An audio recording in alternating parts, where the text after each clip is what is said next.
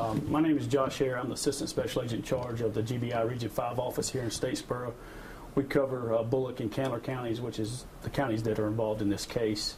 Last night, about 11:45 p.m., one of our agents, the on-call agent, received a call from Candler County Sheriff John Miles in reference to the investigation that started in Statesboro, where 3 Georgia Southern students were kidnapped and abducted at knife point, and eventually 2 of them were located in Candler County. Also located was a burned vehicle that the sheriff thought was involved with this case. He requested us to come investigate, and we did so. We came out right after midnight, went to Metter, had a couple of crime scenes we had to work. Immediately, through talking to the girls and talking to other people, we found out who Bradley Justin Cochran was. Ended up trying to find him, locate him, and spent the majority of the night, other than working the crime scene, trying to locate him. And approximately 10:20 this morning, we received a call from Metter Police Department that they had located a body in the city limits of Metter. Our crime scene tech went over, worked the crime scene, and we located Bradley Justin Cochran there, deceased. So when the three girls, correct, when they were found at the Growers where the car was found? 2 of the girls, one of the girls was able to escape from the car here in Statesboro before they made it to Candler County. 2 of the girls were able to escape at some point after being with Cochran in Candler County in the car, and they were able to approach a house separately, and 911 was called at that point. Yes, sir. Did you all have any contact with the one young lady who was able to escape here in Statesboro? Yes, our agents have interviewed all 3 girls. We have a... Sorry, go ahead. And how long were the other 2 girls with Cochran? I know there was a time frame about how many hours. I do know I received an Eagle alert. I don't know if y'all are familiar with that, through the school. We're on that list. I got that call about 10 p.m. last night. It was notifying us of the abduction at the food line, I believe. Food World.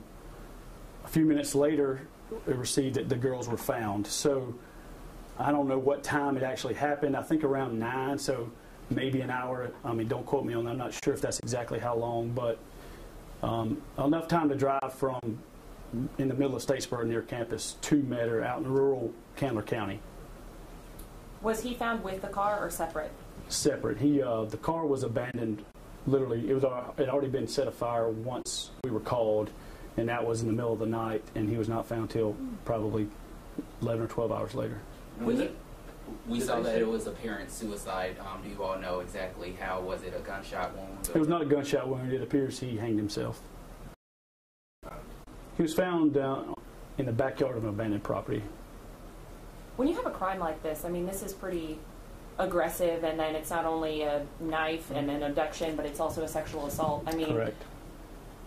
Do you guys work a lot of those in this area? We do. We work a lot of sexual assaults. We have, that's the majority of the cases that we're requested to work. Among violent crime, this just happened to fit basically both of those, with an armed abduction of college students and then a sexual assault that occurred afterwards. Do we know, was this targeted? Was this random? We don't know yet. We're still trying to figure that out. When he forced himself in the car, was he driving, or was he forced one of them to drive? I believe he was driving. He had a knife, was his weapon, and it seems he forced him into the car. I do know that he drove to the spot where he burned the car. And then real quick, do you know what street or what cross street it was where he was found in the abandoned building? Yes, I have it. I'm not sure exactly. Metter PD, I think, may be releasing something with that information. Do you all know exactly where he's from? You know, did he drive to Statesboro to this parking lot to force himself into the vehicle, or? The last address we have for him is in Statesboro. Okay. Did you all have any, or did you go through any surveillance footage from this Food World parking lot or anything else that could have possibly provided you all any additional? Sure. Statesboro PD is handling that side of it. We worked alongside them to get to that point of, once they got to Candler County, that's when we kind of took lead of the investigation and pursued the sexual assault charges, things like that, which we worked alongside, like I said, with Statesboro PD, but they actually were the ones who did the kidnapping, abduction side of this investigation. Is there any reason to believe that he knew the women, or was it a complete random? We have found nothing to show that yet. I don't know that. I can't answer it 100%, but we have found nothing to show that he knew them at this point. And all three were students at Georgia Southern? Correct. I talked to Chief McCullough, and she verified that all three are enrolled at Georgia Southern. Are you able to release any ages or no? No, not in a crime like this. We're not going to release any victims' names. I guess, can you speak to a crime like this? I mean, it's pretty atypical, generally, I would say, that sexual assaults happen randomly. Like Sure. this. I was talking to other agents in the office, and it's very rare that you see a crime like this that if it turns out to be that they didn't know each other, it's usually a known suspect, a known victim. But it's very rare that you have something like this, and even with all the experience in this office, it's very rare for them to. But up to this point, we don't know that they knew each other, if at all. Is there any outstanding concern for any students here at Georgia Southern? We know this suspect has, taken his own life, but just for other students that live in the Statesboro area? No, not relating to this investigation. They're 100% safe concerning this person. He acted alone from everything we can tell, and like you said, he is deceased, and no student should be in fear of this man. What about in general for crimes like this to happen in this area? I don't think there's any more likely of it to happen here than anywhere else. It's unfortunate that it has to happen at all, but it is something that people need to be aware of. I mean, these girls were together. There's 3 of them, and it happened. I mean, just they were doing the right thing. They were buying groceries, going back to school on a Sunday night.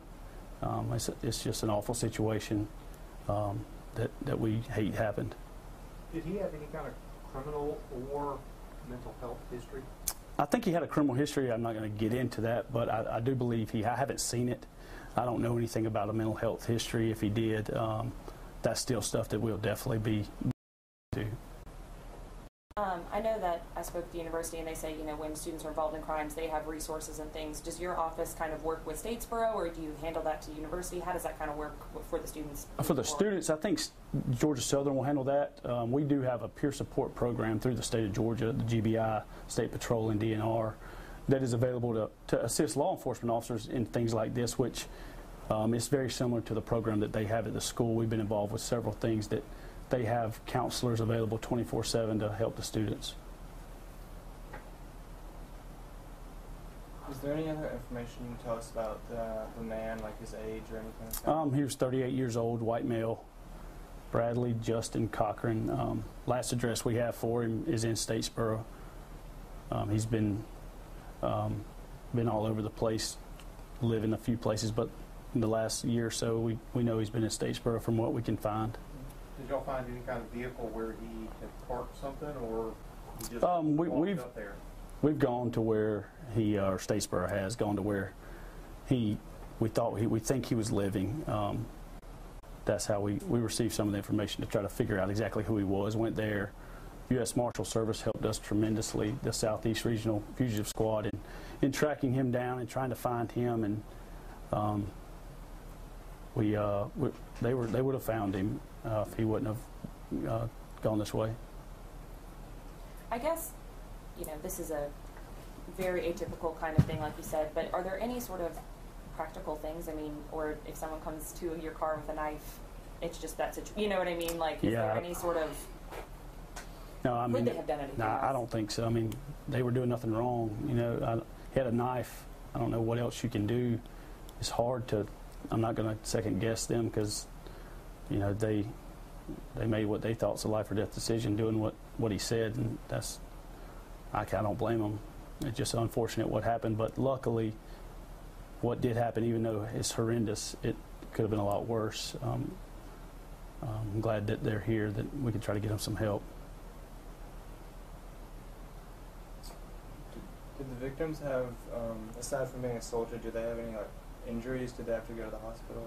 They were taken to the hospital for precautionary reasons and to get checked out and things like that. And we talked to them afterwards. Anything else you want That's it right now. If there's any more, anything that comes up that's different than what I've talked about, we'll sure put it out in a press release and send it to everybody. But I appreciate y'all's concern and be thinking and praying for those girls and their families. Thank you. Thank you. Thanks. Thank you.